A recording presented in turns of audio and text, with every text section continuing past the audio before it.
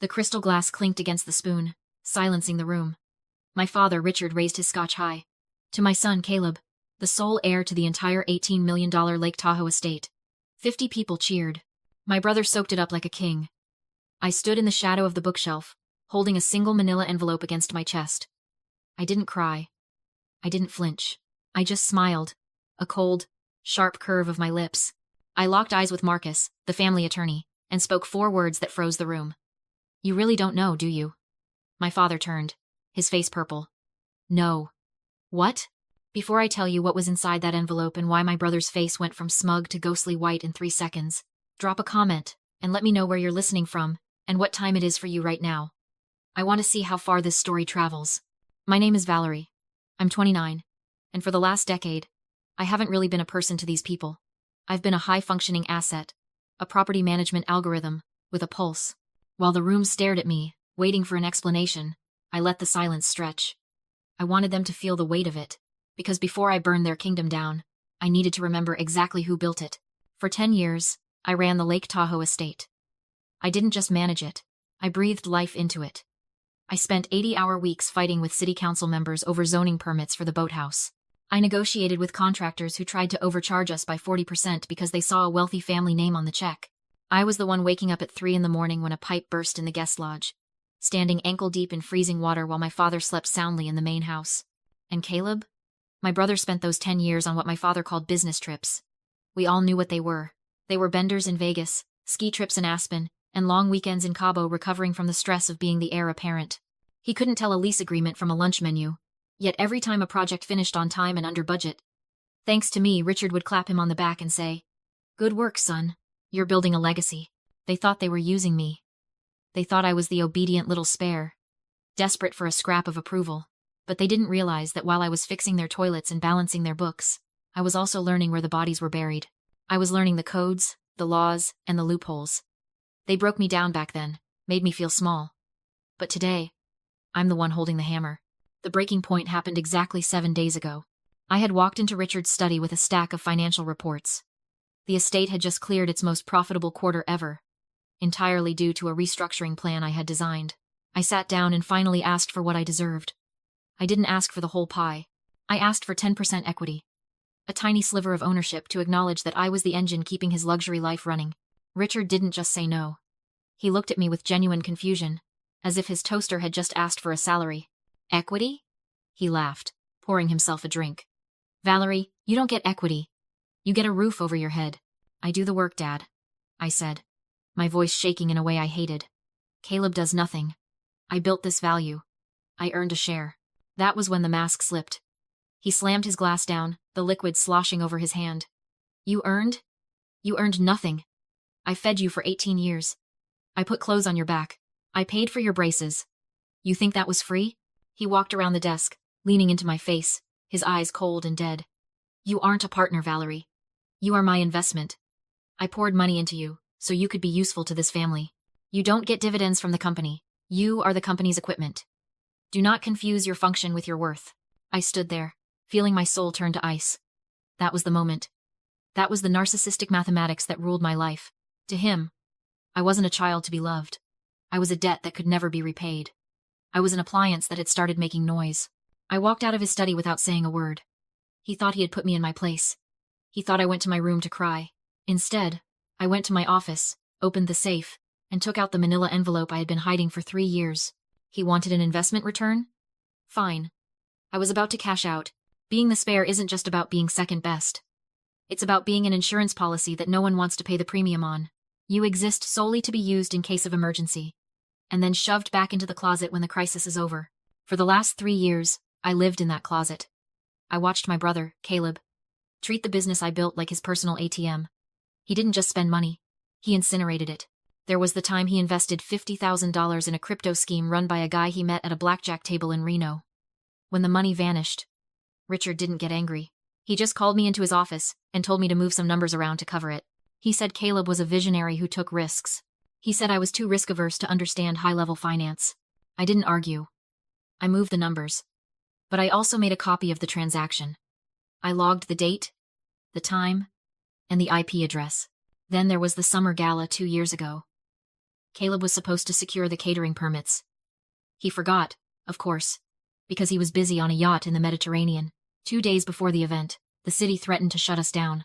I spent 48 hours straight at City Hall, calling in every favor I had, bribing clerks with donuts and charm, and rewriting the safety protocols by hand.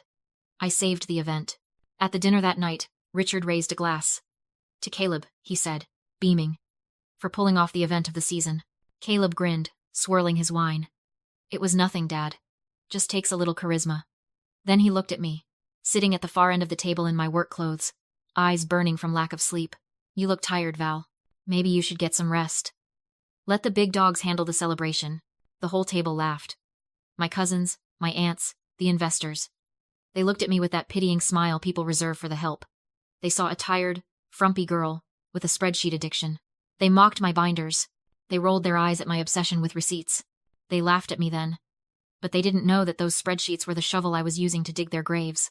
They didn't know that every time they dismissed me, I was documenting a felony. Every time Caleb forged a signature, I archived it. Every time Richard moved assets to hide them from the IRS, I saved the file. They thought I was keeping the books to save them. I was keeping the books to bury them. I sat there at that table, sipping my water, and I realized something that changed everything. They didn't hate me. Hate requires respect. You hate an enemy. They just didn't see me. I was the furniture. I was the Wi-Fi router. I was necessary infrastructure. Completely invisible until I stopped working. And that was their fatal mistake. Because when you treat someone like a piece of equipment, you forget that equipment has no loyalty. You forget that if you push a machine too hard, it doesn't cry. It doesn't beg for mercy. It just breaks. And when it breaks, it takes the whole factory down with it. Back in the living room, the applause for Caleb finally died down. My father looked at me, annoyed that I had interrupted his moment. He thought I was about to make a scene about fairness. He thought I was going to cry about equity again.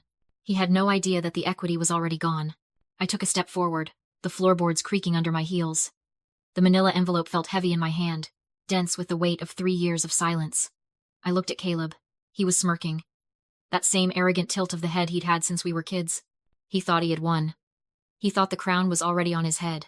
He didn't know it was made of paper. And he didn't know I was holding the match. Caleb peeled himself away from a group of adoring socialites and sauntered over to where I was standing. He smelled like 18-year-old scotch and unearned confidence.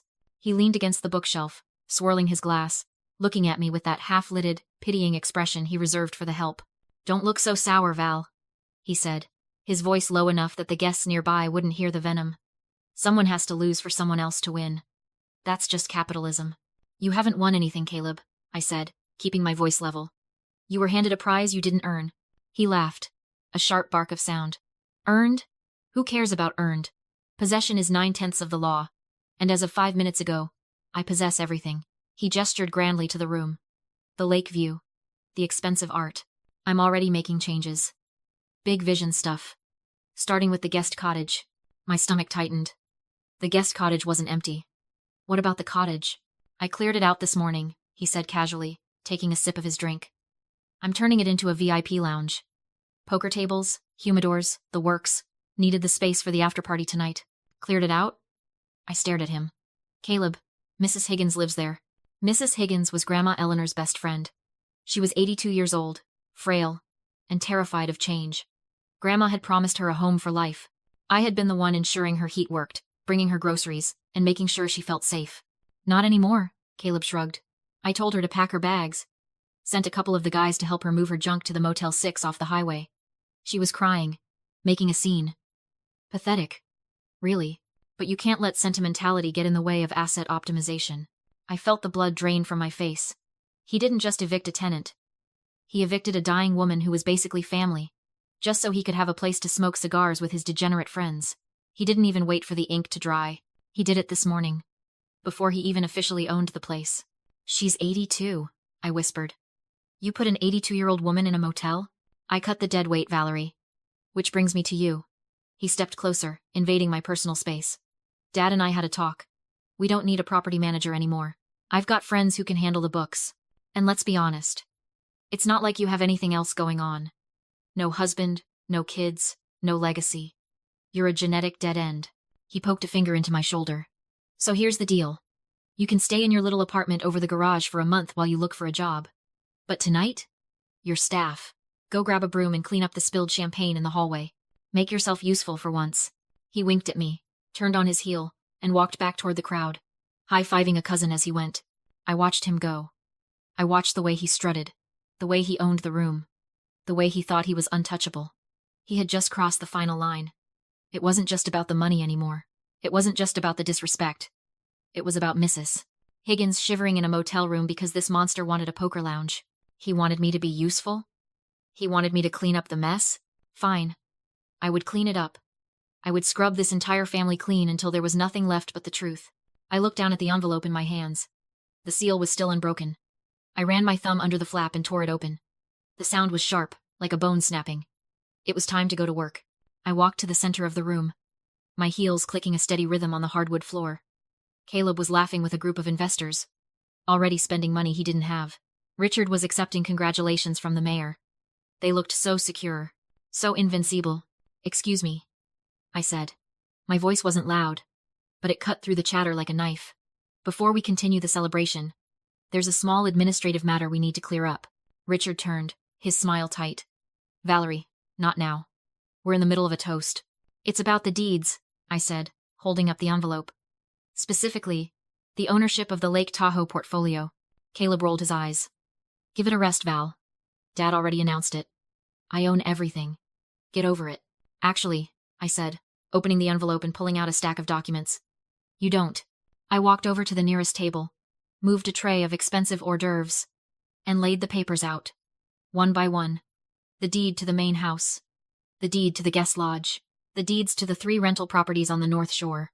"These are the original deeds," I said, my voice calm, projecting to the back of the room. "Recorded with the county clerk. Not yesterday. Not last week. 3 years ago." Marcus, the family lawyer, frowned and stepped forward. He picked up the first document, adjusting his glasses. He scanned the recording stamp, the date, the signature.